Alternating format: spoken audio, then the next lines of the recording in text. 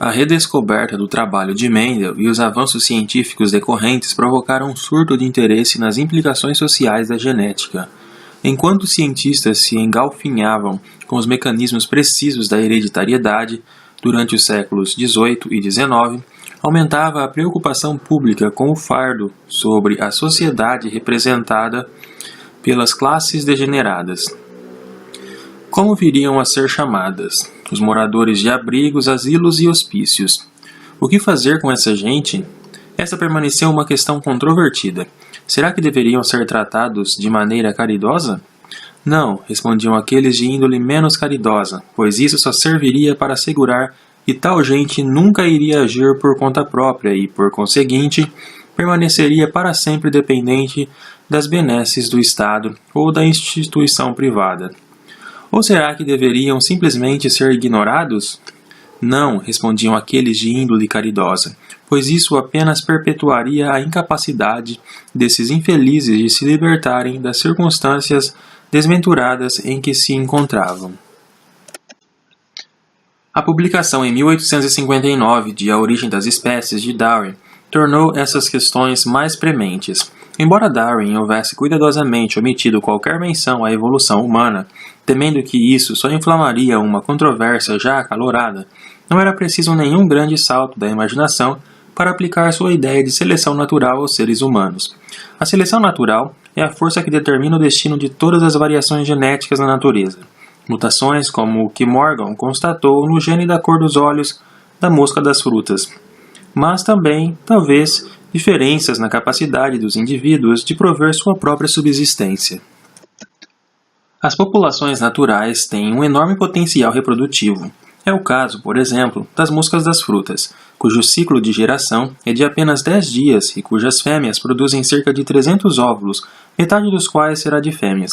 Se começarmos com um único casal de moscas das frutas, após um mês, 3 gerações depois, teremos 150 vezes 150 vezes 150 moscas das frutas em nossas mãos, ou seja, mais de 3 milhões de moscas, todas elas provenientes de apenas um par, e em apenas um mês.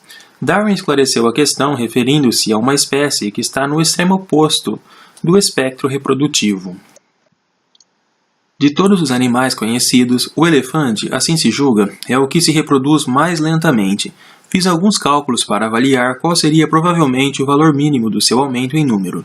Pode-se, sem temor de errar, admitir que comece a reproduzir-se na idade de 30 anos e que continua até nos 90. Nesse intervalo, produz 6 filhos e vive por si mesmo até a idade de 100 anos. Ora, admitindo esses números, em 700 ou 750 anos, haveria 19 milhões de elefantes vivos, todos descendentes do primeiro casal. Esses cálculos pressupõem que todas as mosquinhas das frutas e todos os elefantinhos chegarão à idade adulta. Em teoria, portanto, precisaria haver um suprimento infinitamente grande de água e comida para sustentar esse gênero de furor reprodutivo. Na realidade, é claro, tais recursos são limitados e nem todas as mosquinhas e elefantinhos chegam lá. Existe competição entre os indivíduos de uma mesma espécie por tais recursos. Quem vencerá a luta para obter acesso à água e alimento? Darwin insiste que a variação genética implica que alguns indivíduos gozam de vantagens no que chamou de luta pela sobrevivência. Tomando o seu famoso exemplo dos tentilhões das Ilhas de Galápagos, indivíduos com vantagens genéticas, tais como o tamanho certo de bico para comer as sementes mais abundantes, terão mais chances de sobreviver e se reproduzir. Assim, essa variante genética vantajosa, bico do tamanho certo, tenderá a ser transmitida para a geração seguinte. Como resultado, a seleção natural enriquece a geração seguinte com a mutação benéfica. Até que, por fim, ao longo de um número suficiente de gerações, todos os membros da espécie acabam possuindo essa característica. Os homens da era vitoriana aplicaram a mesma lógica aos seres humanos. Olharam ao seu redor e ficaram alarmados com o que viram. A taxa de reprodução da classe média, decente, moral, trabalhadora, estava muito aquém da reprodução desmedida da classe baixa, suja, imoral e indolente. Os vitorianos supuseram que as virtudes da decência, moralidade e labor eram transmitidas em família tanto quanto os vícios da imundície, licenciosidade e preguiça. Logo, tais características deviam ser hereditárias. Portanto, para os vitorianos, moralidade e imoralidade eram apenas duas dentre as variantes genéticas de Darwin. E, se a ralé se reproduzia mais do que as classes respeitáveis, então a proporção de genes ruins estaria aumentando na população humana. A espécie estava condenada. Pouco a pouco, à medida que o gene da imoralidade se disseminasse, os seres humanos iriam se tornando mais depravados. Francis Galton tinha bons motivos para prestar uma atenção especial ao livro de Darwin, pois o autor era seu primo e amigo. Darwin, cerca de 13 anos mais velho, fora seu conselheiro durante a temporada um tanto tortuosa que passou na faculdade. Mas a origem das espécies foi quem inspirou Galton a iniciar a cruzada social e genética cujas consequências acabariam sendo desastrosas. Em 1883, um ano após a morte do primo, Galton daria ao movimento um nome: eugenia. A eugenia era apenas um dos muitos interesses de Galton. Seus partidários referem-se a ele como um polímata, seus detratores como um diletante. Na verdade, ele deixou importantes contribuições em geografia, antropologia, psicologia, genética, meteorologia, estatística e por fundamentar a análise datiloscópia em sólidas bases científicas em criminologia. Galton nasceu em 1822, filho de uma próspera família. Sua educação, parte em medicina, parte em matemática, foi, no geral, uma crônica de expectativas frustradas. A morte do pai, quando ele tinha 21 anos, simultaneamente, libertou-o dos grilhões paternos e rendeu-lhe uma bela herança. O jovem Galton tirou bom proveito de ambos os fatos. Mas, depois de 6 anos inteiros como um bon vivant fiduciário, Galton resolveu se assentar e tornar-se um membro produtivo da sociedade vitoriana. Ficou conhecido ao chefiar em 1850-1852 uma expedição até uma região pouco conhecida no sudoeste da África. É no relato de suas explorações que encontramos a primeira manifestação do fio que une todos os seus múltiplos interesses, sua paixão por contar e medir tudo. Galton só se sentia feliz quando podia reduzir um fenômeno a uma série de números. Num posto de missionários, ele se deparou com um espécime notável de esteatopigia, nádegas extremamente protuberantes, uma condição comum entre as mulheres namas, nativas da região, e percebeu que aquela mulher era naturalmente dotada da silhueta que estava na moda na Europa. A única diferença era que o visual cobiçado pelas europeias custava caro e exigia grande talento e engenho da parte dos costureiros.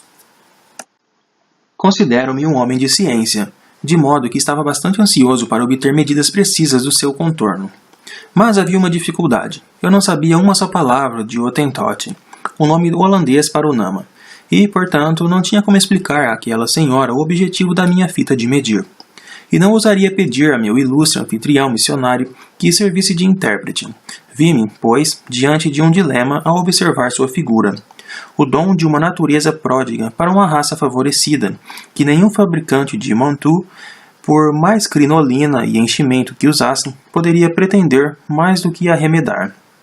O objeto de minha admiração estava em pé sob uma árvore e se voltava para todos os pontos cardeais. Como damas que querem ser admiradas costumam fazer. De repente, meu olhar pousou num sextante e veio-me uma ideia brilhante. Pus-me a realizar uma série de observações de sua figura, em cada direção, para cima e para baixo, na transversal, diagonalmente, e fui registrando tudo, com cuidado, num esboço, a fim de não cometer nenhum erro. Em seguida, atrevi-me a pegar uma trena e medir a distância que nos separava.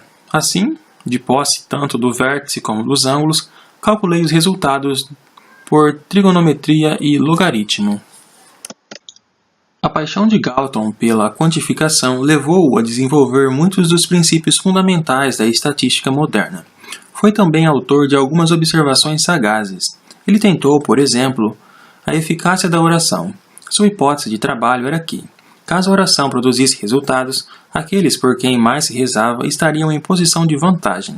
Para testá-la, estudou a longevidade dos monarcas britânicos.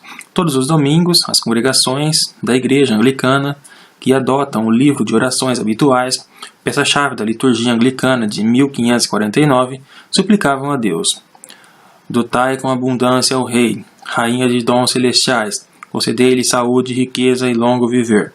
Por certo, raciocinou Galton, o efeito cumulativo de todas essas orações deveria ser benéfico, mas logo constatou que as rezas pareciam ser ineficazes e que, em média, os monarcas morriam até um pouco mais jovens do que outros membros da aristocracia britânica. Por causa de sua ligação com Darwin, o avô de ambos, Erasmus Darwin, foi também um dos gigantes intelectuais de seu tempo. Galton era particularmente sensível ao modo como certas linhagens pareciam gerar um número desproporcionalmente grande de pessoas proeminentes e bem-sucedidas. Em 1869, publicou o que se tornaria o esteio de todas as suas ideias sobre eugenia, um tratado intitulado Hereditary Genius, An Inquiry into its Laws and Consequences, no qual pretendeu mostrar que o talento, à maneira de qualquer outro traço genético simples como o lábio, dos Habsburgos, também se transmite em família, mencionando algumas famílias que haviam produzido gerações após gerações de juízes. No geral, suas análises não chegam a considerar o efeito do meio ambiente. Afinal, o filho de um juiz proeminente tem uma maior tendência de tornar-se juiz, se não for por nenhum outro motivo, ao menos em virtude das ligações profissionais de seu pai, do que o filho de um fazendeiro sem terra. Mas ele não relegou por completo o efeito do meio ambiente e foi o primeiro a referir-se à dicotomia herança-ambiente, possivelmente numa referência ao irredimível vilão de Shakespeare, Caliban, um demônio de nascença cuja natureza herdada jamais pôde atuar no ambiente. Mas, para Galton, os resultados de sua análise não deixaram dúvidas. Não tenho paciência com as hipóteses ocasionalmente aventadas e muitas vezes insinuadas, particularmente em narrativas escritas para ensinar as crianças a se comportarem bem, que os bebês ao nascer são basicamente iguais e que os únicos agentes que produzem diferenças entre um menino e outro e entre um homem e outro são a dedicação constante e o esforço moral. É de modo cabal que recuso qualquer pretensão de igualdade natural.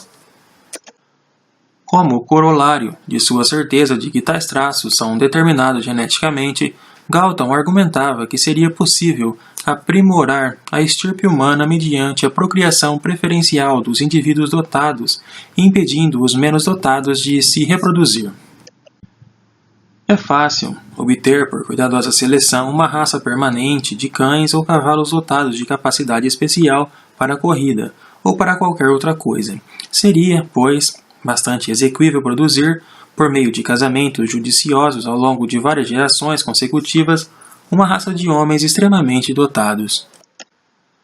Galton introduziu o termo eugenia, literalmente de boa origem, para descrever a aplicação a seres humanos do princípio básico da propagação agrícola.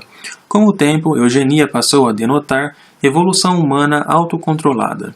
Os eugenistas acreditavam que, tomando decisões conscientes sobre quem deve ou não ter filhos, eles seriam capazes de impedir a erupção da crise eugênica, precipitada na imaginação vitoriana pela alta taxa de reprodução da ralé inferior associada às famílias caracteristicamente menores das classes médias superiores.